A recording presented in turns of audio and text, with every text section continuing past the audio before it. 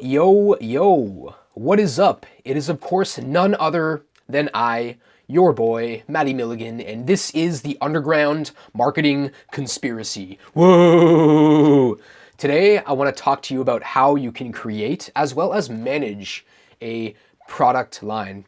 Now, going into this, there were different directions I could go into. I could go into products versus offers, and offers versus commodities, and products versus all sorts of other stuff. I could go into a few different directions, but I guess the first thing that I'll do is tell a story about Steve Jobs and when he returned to Apple, what he did as CEO and one of his first things that he did to actually make Apple that much better. So when he was rehired again as the CEO after being fired a few years prior, he came back in 1997 and Apple had lost a lot of market space to companies like IBM and Microsoft specifically, actually.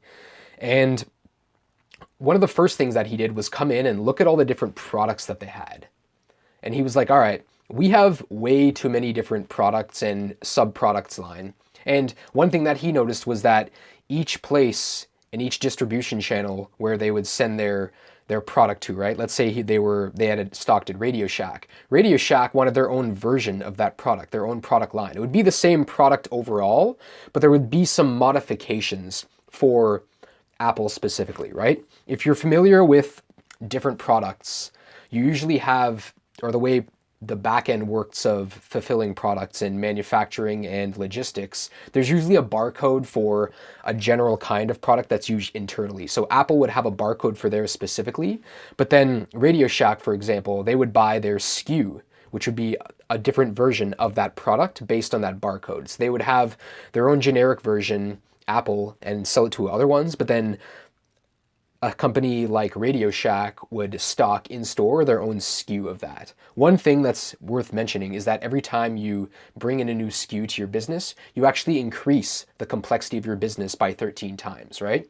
So you can imagine from Apple, every time that they had to edit and have that SKU just for that one manufacturer, they would increase the complexity of their business by 13 times.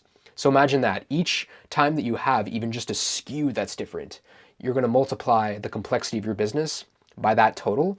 So him going in made it a lot easier. It's like, all right, let's just distill everything down and burn away all the stuff that's not making us money and really finding the core of our business and focusing on that. And all these deals we have with all these different distributors and retailers and wholesalers, no more of that. They're going to just get our one core product that we're really going to focus on.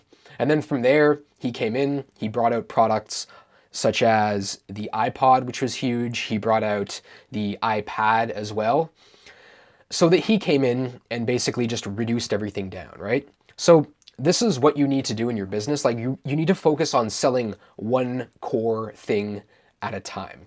All right. There's also a big thing, I think it's from Built to Last by Jim Collins, where he says you stimulate the core. So this is what you're doing with your business, right? You need to have one core offer. This is why in funnels, you always need to have everything laid up to one core offer.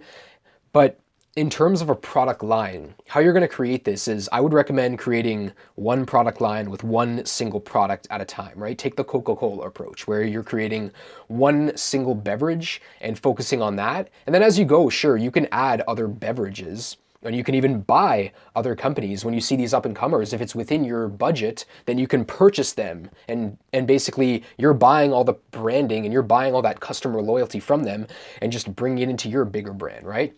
And Coca-Cola, I think, is a great example of how this is done properly. And they do test new products from time to time, but they have their main product, Coke, right? Which is targeted pretty much at everyone, to be honest, in the entire world. This is why they buy billboards and ad space in newspapers, as well as ad space on TV and even on the radio, is because this is their main product that they try and sell to everyone. But then what they do is they have their sublines, right? Diet Coke, which is targeted at women. They have Coke Zero, which is targeted at men. They have Sprite, which is targeted at black people. They have all sorts of other drinks, right? And they have their own Minute Maid product line. And that's their product mix, by the way. A product mix is when you have one big brand and then all these other product lines going under it.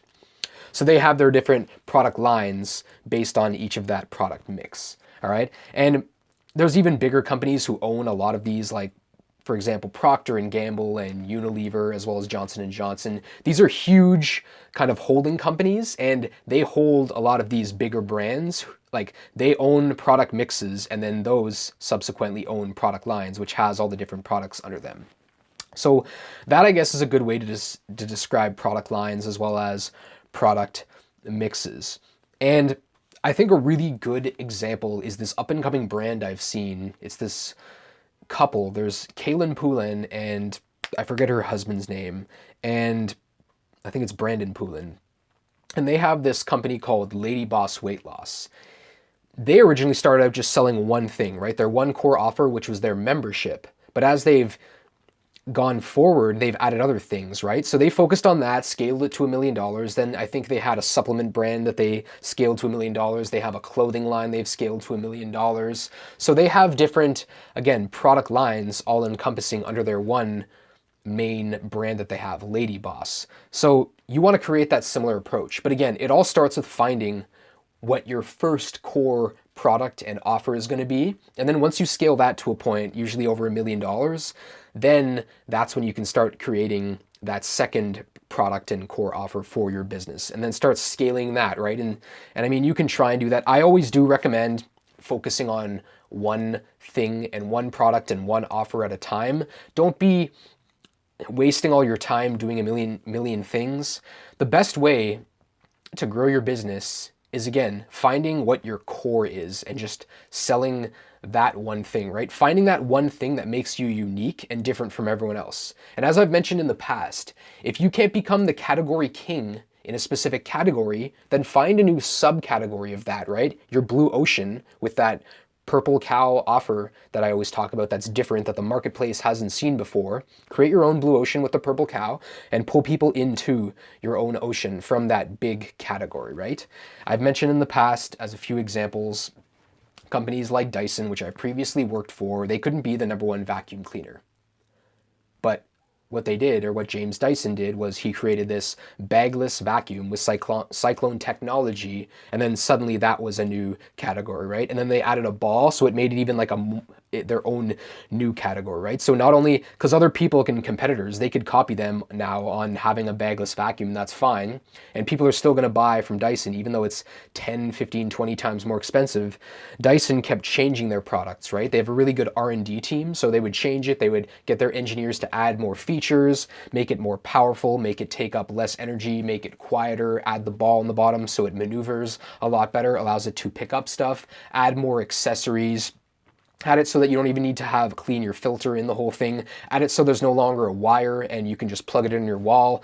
Taking that, and even though the battery is only lasting 15 minutes, making it last 30 minutes, 60 minutes, 120 minutes, right? This is why I believe, and mark my word, Dyson in 10 years from now will be the leader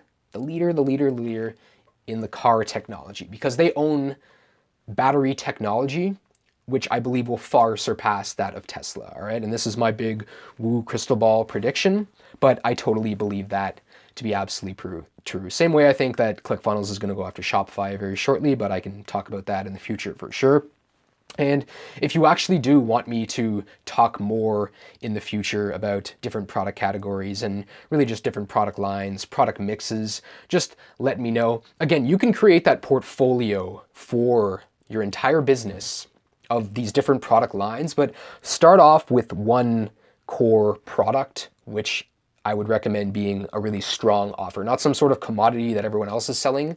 Make it the commodity, but then add some other products on there, right? Best thing is like take a physical product and then add some information products with that and then sell that. And you can charge a lot more than your competitors because, again, they're getting those bonuses. And if you can add your own personal branding, your own personalization, your own attractive character into what you're selling, then that makes it so much more effective. This is why when you see infomercials, people will buy from infomercials just because they want to buy from that dude pitching versus someone who's just selling it in store. So again, start with one specific product and then go deep from there, right? Then test out different things, right? Take the Coca-Cola approach where you're gonna be like, all right, let's test out some vanilla Coke and see if people will buy this. Let's test out this Coke Life product. Oh, let's test out these different flavors of Sprite that we have for different sub-markets. And this all actually came to me because I go to restaurants a lot, and not that much, to be honest. I go out from time to time. It's actually that's not true. I rarely go out. I usually cook my own food, or I eat very inexpensively for the most part. And one thing that I'll notice is I'll go to these restaurants and there'll be so many different options, and I'll be like, oh man. And I'm hoping every time I go out and eat, I'm hoping that that server is gonna come by, or I guess the waiter or waitress, and they're basically just gonna be like, all right, guys, and passionately pitch me on the main thing that I wanna buy, and then give me the price. But they usually are like some weak attempt, and then they kind of mess up the price at the end because they don't want to talk about money. And it's always like, all right, just, and then I'll go to that one restaurant. They'll be like, all right, guys, like, I know you've been thinking about all this menu, but like, I have this awesome deal for you guys. All right, I got like this 8-ounce steak. All right, it comes with these little like curly potatoes. They're like deep fried. They're perfect. And then it comes with like this delicious gravy on the side. And you can also substitute that for like a salad if you want. And the total price for that is $24.99. And if someone comes by and tries to sell me like that, then I'm gonna be like, all right. And again, this is all about salesmanship, right? Where you're transferring your emotion onto someone else, right? So if you are a server, go out and use that, right? If you want to just practice this before you're pitching, and maybe this is your day job where you're a server or something, like pitch it like that. Don't go up and board and be like, all right, guys, like, we got this steak, and it comes with like some potatoes, and yeah, it's like $24.95. Or don't even say the price in some cases, as I mentioned. So what I would do is, if I was a restaurant, this is why I think I've seen that show Kitchen Nightmares, where Gordon Ramsay would go into these restaurants and they would look at their menu and be like, all right, you have too many things. Like, just focus on selling like 4 or 5 different things, right? A lot of business is honestly just reducing and cutting away the chaff of what hasn't been working, and really, again, distilling it to what your core is. And this, again, is what, if you're in a restaurant, same thing. Don't sell so many things, dilute it down, and just have a couple of different products that you're really focusing on. It works in all sorts of different businesses. Same thing if you're in the information product business and you're trying to sell a million different things. Just focus on one core offer and maybe a couple of things that lead up to that. But again, and you can optimize that, especially it's so easy these days with websites and all sorts of tracking. But again, I just gave you a bunch of different examples of different companies on how they created their product lines, as well as how they've managed their product lines, which, as I just said, is, for the most part, just cutting away all the stuff that doesn't work for your business. Hope you enjoyed today's episode. I'm going to be shooting a few of these episodes back to back right now so I can just upload them and get them out per day. Appreciate a lot of the people who have been giving me feedback, and especially commenting on social media, that they have found a lot of value in these posts. Maybe you want to share this with someone, and maybe you yourself even have a suggestion, so feel free to comment on these. If you're listening to this on YouTube or Spotify or iTunes, you can leave a quick review. And maybe even consider subscribing to this podcast, as well as listening to other episodes of the Underground Marketing Conspiracy. Woo! See you guys next time. Have a great day.